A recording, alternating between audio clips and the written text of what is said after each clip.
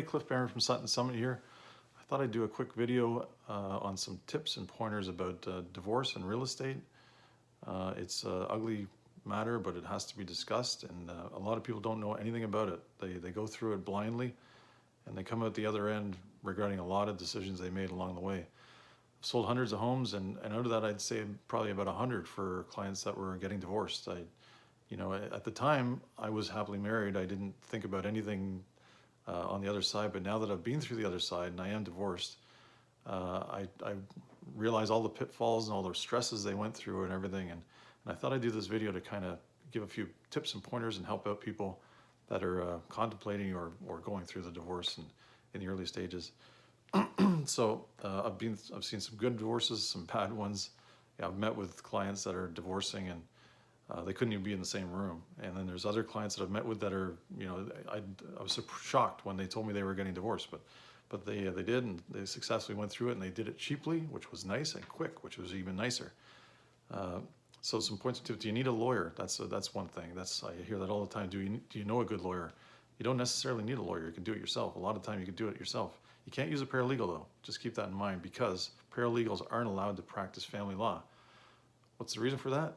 Well, I'll tell you this, it's very lucrative. So that's why lawyers don't want to, they have a stranglehold on it. They don't want to let that go.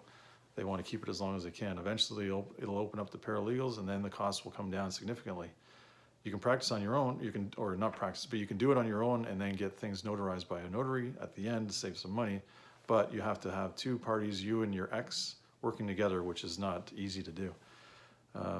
Do you have to sell your house? Not necessarily. Sometimes you can hold on to it. One of them can hold on to it, buy the other one out. But you should get an evaluation on the house, and that's where a guy like me comes in. Do you have to use a realtor? Not necessarily. If you go to sell, you can sell privately if you want. You could sell to a friend, a family member. But if you do, why am I doing this video? Of course, you can call me if you have to sell. I'll help you through it. You call me. If you use me, it's great. If you don't, you don't. It's just the way it is. But I'll give you a little tip before I sign off on this video. As you can see, I'm doing this completely off the cuff because that's the way I am. But when you get divorced, you sell your house or you sell your major asset, it goes to a lawyer's trust account. It could sit in that trust account for years, depending on how long you battle it out. And it'll sit in that trust account earning zero interest.